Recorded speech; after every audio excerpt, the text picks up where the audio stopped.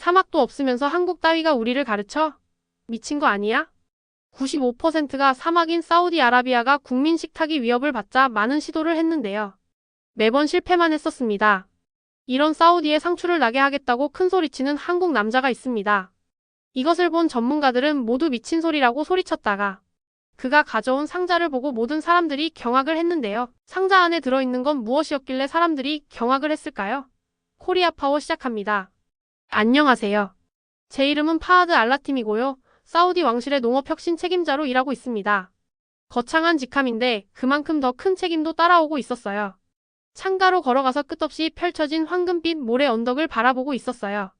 그 광경이 아름답기도 하고 걱정스럽기도 했죠.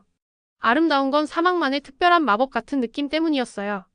이른 아침빛이 모래를 황금처럼 빛나게 하고 있었거든요. 걱정스러운 건 이 아름다움 아래 우리의 가장 큰 도전이 놓여 있다는 걸 알고 있었기 때문이었죠. 제가 사는 나라 사우디아라비아는 전 세계적으로 석유로 유명해요. 검은 황금이라고들 부르죠. 석유에서 나오는 부는 있지만 석유를 먹을 수는 없잖아요. 바로 그게 제가 해결해야 할 문제였습니다. 95%가 사막이라니. 뜨거운 창문 유리를 만지며 혼잣말을 하고 있었어요. 우리 땅은 대부분 사막이라 씨앗을 심기가 어려웠습니다. 지금은 우리가 먹는 음식의 80% 이상을 다른 나라에서 사오고 있었어요. 이렇게 되면 우리가 너무 취약해지는 거죠. 만약 그 나라들의 문제가 생기거나 가격을 올리기로 한다면 우리 국민들이 굶을 수도 있으니까요.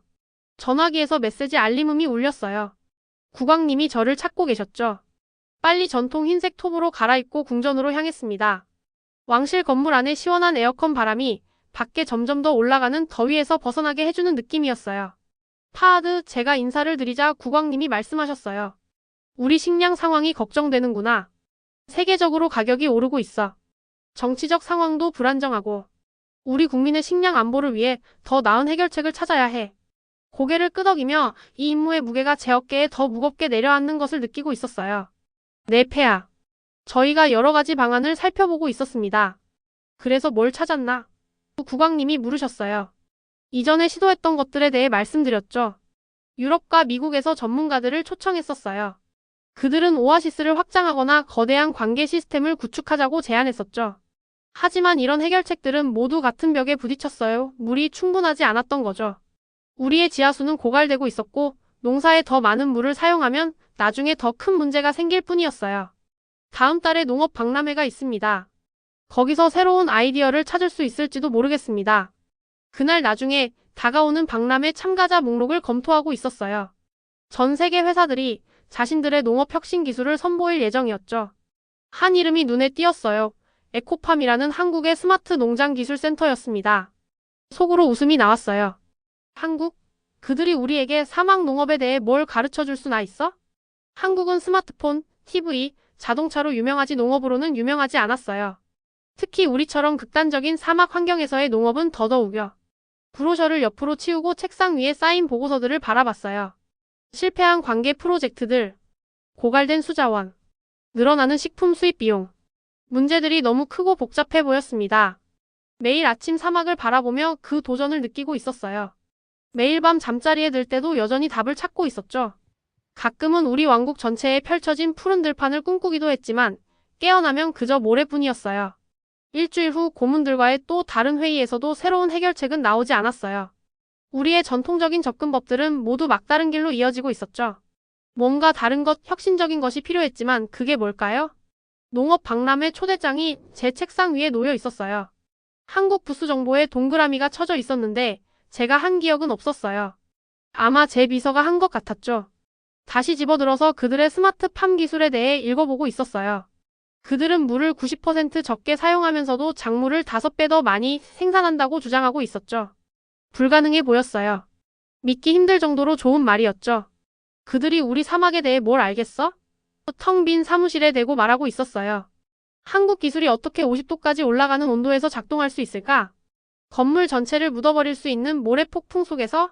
그런데도 초대장을 다시 치우기 전에 망설이게 하는 뭔가가 있었어요. 어쩌면 절박함 때문일지도 모르겠고 호기심 때문일 수도 있었죠. 아니면 그저 다른 선택지가 다 떨어졌기 때문인지도 모릅니다. 비서에게 전화를 걸었어요. 농업 박람회 여행 일정을 잡아줘 말했죠. 내가 직접 참석할 거야. 거기서 진짜 해결책을 찾을 거라고 기대하진 않았어요. 특히 한국에서는요. 하지만 사막 한가운데서 국민을 먹여 살릴 책임이 있는 사람으로서 아무리 가능성이 낮아 보이더라도 어떤 가능성도 무시할 여유가 없었습니다. 방법을 찾을 거야 스스로에게 약속했지만 그 방법이 무엇일지는 전혀 감이 오지 않았어요.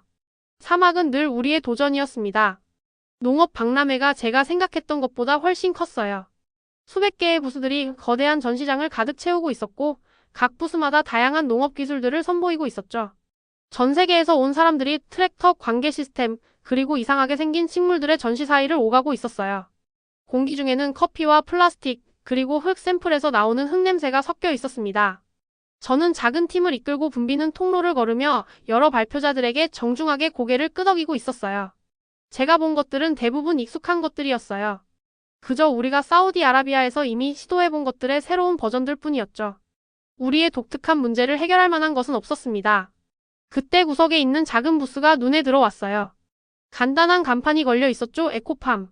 다른 부스들처럼 화려하지는 않았지만 사람들이 모여 있었어요. 궁금해서 더 가까이 다가갔습니다. 깔끔한 파란색 정장을 입은 한 남자가 미니어처 온실처럼 보이는 것 옆에 서 있었어요. 그는 관객들에게 설명하면서 제어판에 뭔가를 조정하고 있었죠. 이 사람이 바로 한국 스마트팜 혁신센터의 책임자인 이현우 박사였습니다. 저희 시스템은 물 사용량을 90% 줄이면서도 작물 생산량은 5배 늘릴 수 있습니다. 그가 조심스러운 영어로 설명하고 있었어요. 저는 팔짱을 끼고 듣고 있었는데 제 얼굴에 의심이 그대로 드러나 있었을 거예요. 이전에도 큰 약속들을 많이 들어봤거든요.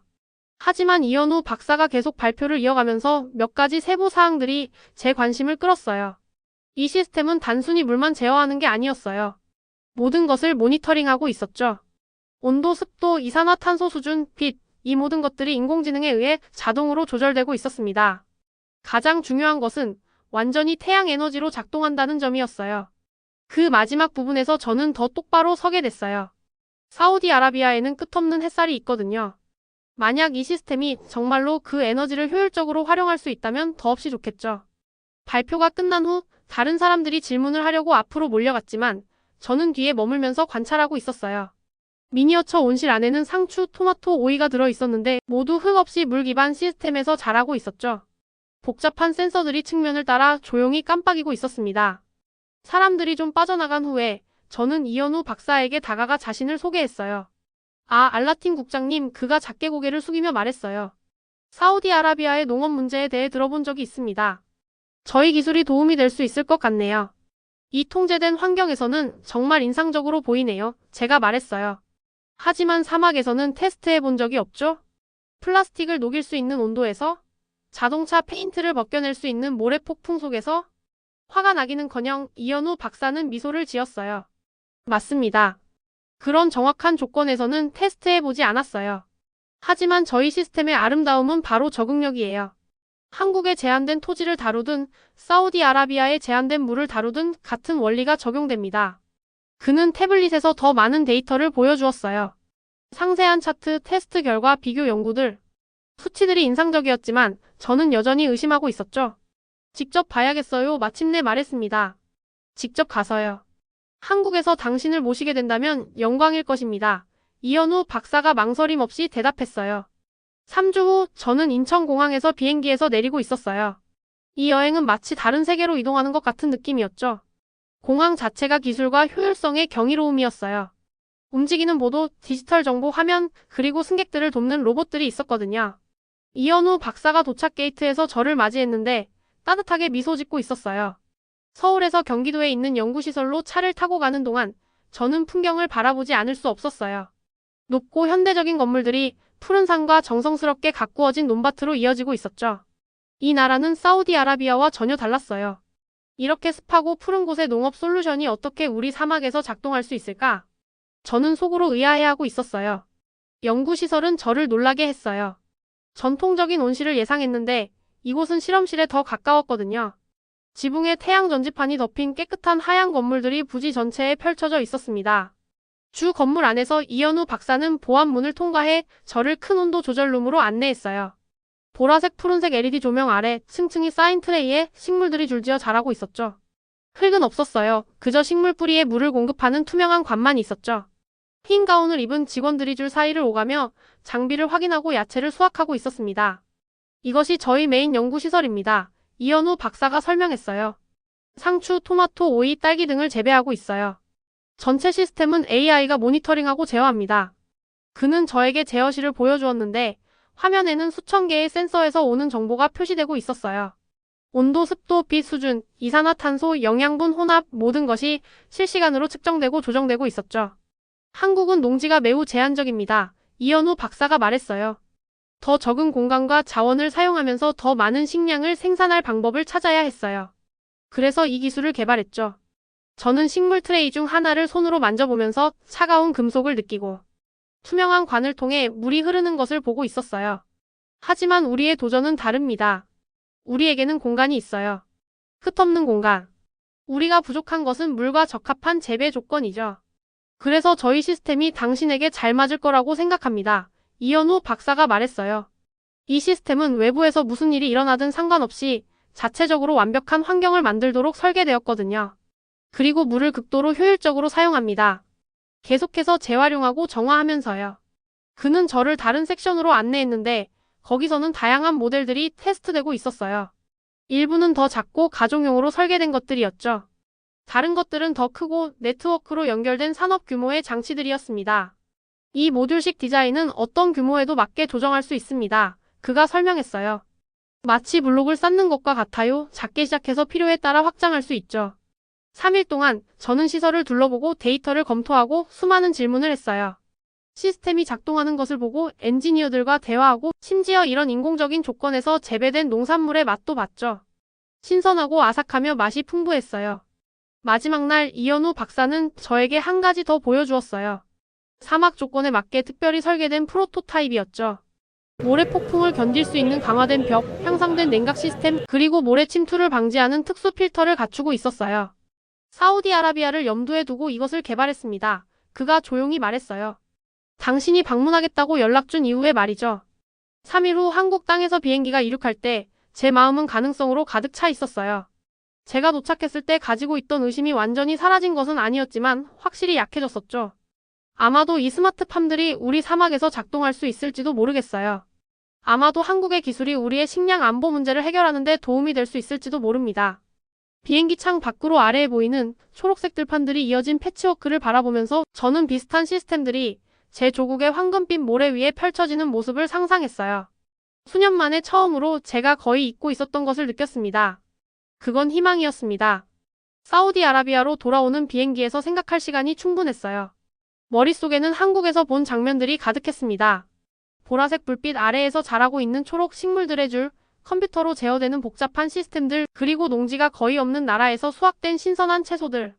하지만 이 모든 것이 정말로 우리의 척박한 사막에서 작동할까요? 먼저 국왕님을 설득해야 했어요.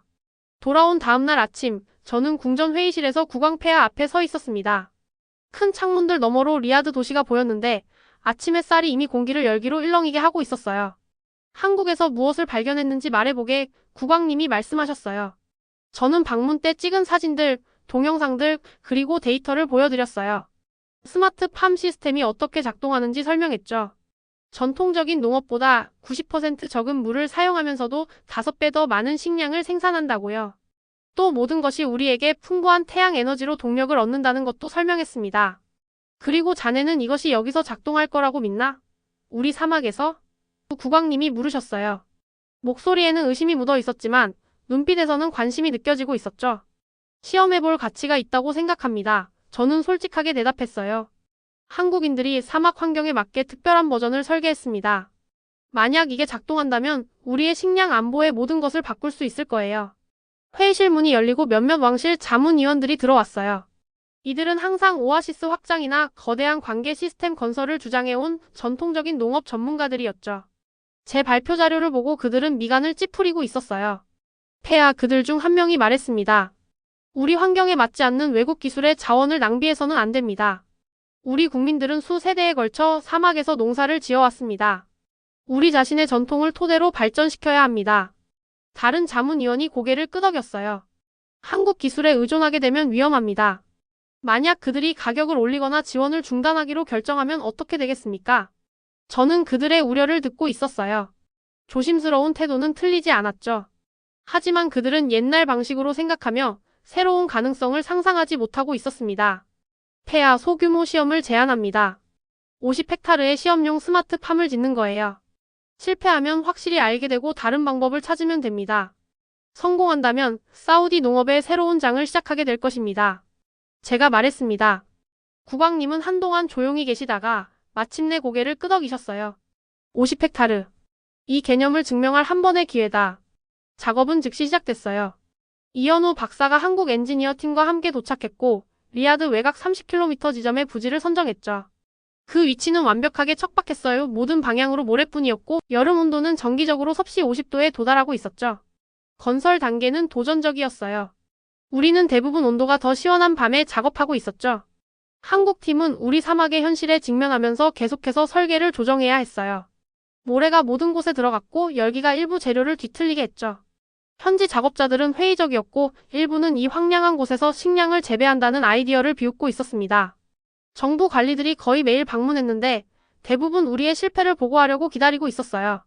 저는 그들의 시선이 계속 저를 향하고 있다고 느꼈죠. 제가 패배를 인정하기를 기다리면서요. 스마트팜은 일련에 연결된 모듈 형태로 모양을 갖추어 갔어요. 각각은 마치 자급자족하는 온실 같았죠. 그 디자인은 아이들이 가지고 노는 블록처럼 보였는데 이 블록들은 첨단 기술의 재배 환경이었다는 점이 달랐습니다. 각 장치는 독립적으로 작동하지만 중앙 제어 시스템에 연결되어 있었어요. 이주가 끝날 무렵 모든 물리적 구조물들이 제자리에 놓여 있었어요. 시스템에 전원이 공급되면서 외부 사막과 분리된 자체 내부 기후를 만들고 있었죠. 물이 수경 재배 채널을 통해 흐르기 시작했고 우리는 첫 번째 모종을 심었습니다. 그때 재앙이 닥쳤어요. 19일째 아침, 저는 휘몰아치는 바람 소리에 잠에서 깼습니다. 창밖을 내다보니 두꺼운 먼지와 모래 구름 때문에 태양이 거의 보이지 않고 있었어요. 큰 모래 폭풍이 예고 없이 도착한 거였죠. 저는 현장으로 달려갔는데 저를 뒤로 밀어내려는 바람과 싸우고 있었어요.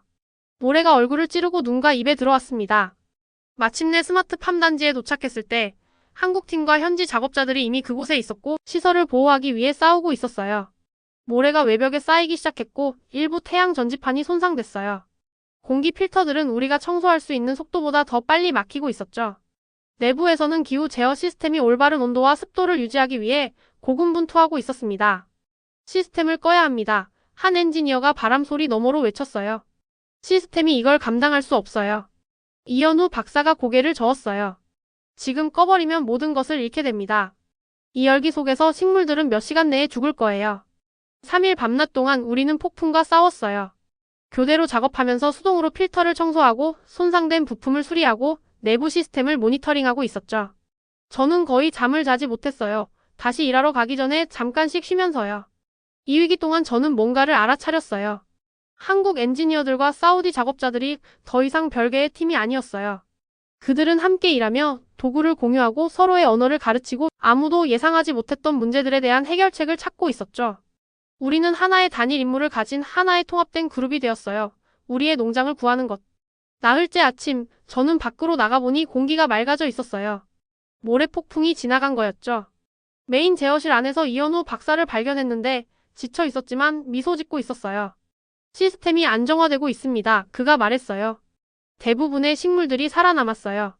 저는 너무 피곤해서 안도감이나 행복을 느낄 수도 없었어요. 그저 고개를 끄덕이고 빈 의자를 찾아서 그대로 제어실에서 깊은 잠에 빠졌습니다. 누군가가 저를 흔들어 깨웠어요. 눈을 떠보니 이현우 박사가 제 위에 서 있었는데 얼굴에 흥분한 표정이 보였어요. 파하드 이것 좀 봐야 해요. 그가 말했어요. 폭풍이 지나간 지 3일이 됐어요. 저는 아직 잠에서 덜 깬 상태로 그를 따라 단지를 돌아다녔어요. 그는 주요 재배구역의 문 앞에서 멈추고 안을 들여다보라고 손짓했습니다. 제가 본 것은 숨이 막힐 정도였어요. 줄줄이 놓인 생생한 초록색 식물들이 빛 아래에서 자라고 있었죠. 상추는 풍성하고 싱싱했어요. 토마토 식물은 위로 뻗어 있었고 이미 작은 열매들을 맺고 있었죠. 오이 덩굴은 지지대 주위를 감고 있었고요. 여기 사우디 사막 한가운데서 우리는 생명을 만들어냈어요. 그저 겨우 살아남는 식물들이 아니라 곧 수확할 준비가 될 번성하고 생산적인 작물들이었어요. 성공했어. 저는 자신의 눈을 거의 믿지 못하며 속삭였어요. 정말로 성공했어. 이현우 박사는 미소 지으며 저에게 아삭한 상추 잎을 건네주었어요. 맛을 봤더니 신선하고 완벽했으며 지구상에서 가장 가능성 없어 보이는 곳에서 태어난 거였어요. 우리의 성공 소식이 빠르게 퍼져나갔어요. 첫 수확 후 며칠 안에 스마트팜에 방문객들이 오기 시작했죠. 한때 의심했던 정부 관계자들이 이제는 카메라와 질문을 가지고 찾아오고 있었어요. 뉴스 기자들은 반짝이는 건물 외부에 장비를 설치하고 있었고요. 심지어 지역 농부들도 우리가 만든 것을 보기 위해 사막을 가로질러 찾아왔습니다. 저는 주요 온실 입구에 서서 사람들의 표정이 의심에서 놀라움으로 바뀌는 것을 지켜보고 있었어요. 많은 사람들이 안으로 들어와 완벽한 대형으로 자라고 있는 초록 식물들의 줄을 보고 놀라서 숨을 들이키고 있었죠. 몇몇은 손을 뻗어 잎을 만져보고 있었는데 마치 그것이 진짜라는 걸 믿을 수 없다는 듯이요. 우리의 첫 수확은 모든 기대를 뛰어넘었어요. 전통적인 농업 방식에서 필요로 하는 물의 단 12%만 사용하면서도 예상보다 120%더 많은 채소를 생산했거든요. 전체 시스템은 태양 에너지로 운영되고 있었고 배터리는 밤에 사용할 에너지를 저장하고 있었죠. 우리는 지구상에서 가장 척박한 환경 중 하나에서 자급자족 식량 생산 시스템을 만들어낸 거예요. 이건 모든 걸 바꿔놓는군요. 농업부 장관이 시설을 둘러본 후 저에게 말했어요. 그의 눈은 흥분으로 크게 떠져 있었죠. 얼마나 빨리 확장할 수 있습니까? 그 질문이 우리 여정의 다음 단계를 시작하게 했어요. 성공은 새로운 도전을 가져왔죠. 우리는 50헥타르 시범 사업에서 국가의 식량 안보에 실질적인 차이를 만들 수 있는 규모로 확장해야 했어요. 또 시스템을 운영할 지역 사람들을 교육해야 했고 우리의 생산을 국가 식품 공급망에 통합해야 했습니다. 이현우 박사와 저는 5년 계획을 개발하느라 오랜 시간 일하고 있었어요. 지역 운영자를 위한 교육 프로그램을 설계했는데 특히 기술에 익숙한 젊은 사우디 사람들의 초점을 맞췄죠. 대학생들, 베두인 청년들, 그리고 주변 지역사회의 여성들 모두 우리의 첫 번째 교육 집단에 참여했어요. 저는 특히 여성 교육생들이 뛰어난 활약을 보이는 것을 보는 게 즐거웠죠. 전통적인 사우디 농업에서는 여성들이 리더가 될 기회가 거의 없었거든요. 그런데 우리의 첨단 기술 환경에서는 많은 여성들이 빠르게 시스템을 익히고 최고의 운영자가 되었어요. 생물학 학위를 가진 젊은 여성 아이샤는 우리의 첫 번째 사우디 감독자가 되어 남녀 혼합팀을 관리하고 있었습니다. 6개월 안에 우리는 스마트팜의 크기를 2배로 늘렸고 리야드의 시장에 공급할 만큼 충분한 채소를 생산하기 시작했어요. 우리 농산물은 사우디 그린 푸드 브랜드로 판매되었는데 이 브랜드는 빠르게 품질과 신선함으로 유명해졌죠. 처음으로 현지에서 재배된 채소가 수입된 것보다 우수하다고 여겨지고 있었어요. 운영을 시작한 지 약 6개월 후에 예상치 못한 이점이 나타났어요. 우리 스마트팜 주변 지역을 모니터링하던 과학자들이 이상한 점을 발견했거든요. 온실의 수분 배출이 미기후 효과를 만들어내서 주변 지역의 습도와 토양 수분을 증가시키고 있었어요. 우리 시설 밖에 작은 식물들이 자연적으로 나타나기 시작했는데 수십 년 동안 그곳에서 자라지 않았던 사막 야생화와 튼튼한 풀들이었죠. 사막이 우리의 존재에 반응하고 있어요. 우리 환경 과학자가 설명했어요. 이 오아시스 효과는 결국 대규모 스마트팜 시설 주변 지역을 녹지대로 변화시킬 수 있을 거예요. 이 발견은 농업적 성공보다 저를 더 흥분시켰어요. 우리는 사막에서 식량을 기를 수 있을 뿐만 아니라 실제로 사막 자체를 변화시키기 시작할 수도 있겠다는 거였죠. 우리 땅의 많은 부분을 차지했던 수세기 동안의 사막화에 맞서 싸울 수 있을 것 같았어요. 첫 해가 끝날 무렵 우리의 성공은 정부 최고 위층의 관심을 끌었어요. 저는 국왕과 그의 전체 장관 회의의 결과를 발표하도록 소환됐죠.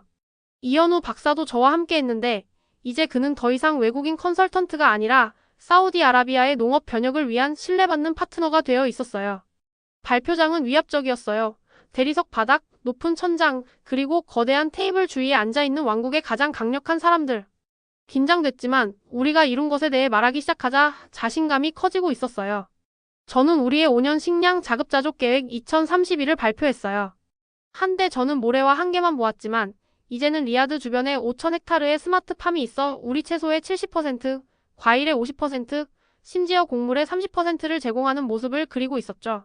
우리의 수입은 이미 30% 감소했고 이로 인해 외화로 수십억을 절약하고 있었어요. 이것은 단순히 식량을 기르는 것이 아닙니다. 제가 설명했어요. 우리가 자신을 바라보는 방식을 바꾸는 것이죠. 저는 사우디 청년들이 이제 농업을 그들의 재능을 쏟을 만한 혁신적이고 기술적인 분야로 보고 있다는 것을 보여줬어요. 대학들은 스마트 농업과 생명공학에 전념하는 새로운 학과들을 열었고 우리 교육센터는 지원자들로 넘쳐나고 있었죠. 국왕님은 주에 깊게 듣고 계셨고 가끔 고개를 끄덕이셨어요. 그때 국왕님이 일어서셨죠. 파하드, 그는 제 직함이 아닌 이름을 부르셨어요. 내가 처음 이 한국과의 협력을 제안했을 때 나는 그것이 작동할 수 있음을 증명할 단 한 번의 기회를 주었네. 자네는 그 이상을 해냈어. 사우디 농업의 새로운 미래를 우리에게 보여주었네. 그는 이현우 박사를 향해 돌아서서 약간 고개를 숙이셨는데 이는 우리 군주가 방문객에게 보이는 드문 존경의 표시였어요. 그리고 이현우 박사에게 사우디 국민의 감사를 전하네. 당신의 기술과 우리 국민의 결단력이 결합되어 놀라운 것을 만들어냈소. 궁전을 나오면서 이현우 박사가 저에게 미소 지었어요. 우리가 처음 만났을 때를 기억하나요? 당신은 한국 기술이 당신의 사막에서 작동할 수 있다고 믿지 않았죠. 저는 제 초기의 회의적인 태도를 기억하며 웃었어요. 그런데 당신은 절대 저를 설득하려는 노력을 포기하지 않았죠. 그날 저녁, 저는 혼자 우리의 원래 스마트 판부지로 차를 몰았어요. 해가 지고 있었는데 사막 위로 긴 그림자를 들이우고 있었죠. 차를 세우고 단지가 내려다 보이는 작은 언덕으로 걸어갔어요. 이 거리에서 보니 온실들이 부드러운 빛으로 빛나고 있었어요. 텅 빈 곳에 인간이 만든 오아시스 같았죠. 우리 건물들 너머로 작은 초록 패치들이 보였어요. 우리 과학자들이 발견한 오아시스 효과의 시작이었죠. 생명이 우리가 만든 것으로부터 바깥으로 퍼져나가고 있었어요. 저는 제 여정이 어떻게 시작되었는지 생각했어요. 한국의 기술에 대한 편견과 의심으로 시작했죠. 이제 저는 제 나라의 미래를 변화시키고 우리 국민들에게 식량 안보와 새로운 기회를 가져다주는 파트너십을 바라보고 있었어요. 어둠이 내리면서 사막 위로 별들이 나타나기 시작했어요. 이제 이곳의 공기는 다른 냄새가 나고 있었어요. 습기의 흔적, 성장의 약속 같은 느낌이었죠. 제가 평생 알고 지냈던 모래의 험난한 세계가 변하고 있었고 저도 그것과 함께 변하고 있었어요. 제 이야기를 마치겠습니다. 오늘 준비한 영상 재미있게 보셨나요? 여러분들의 의견들을 댓글로 남겨주세요. 그리고 마음에 드셨다면 구독과 좋아요 부탁드려요. 지금까지 시청해주셔서 감사합니다.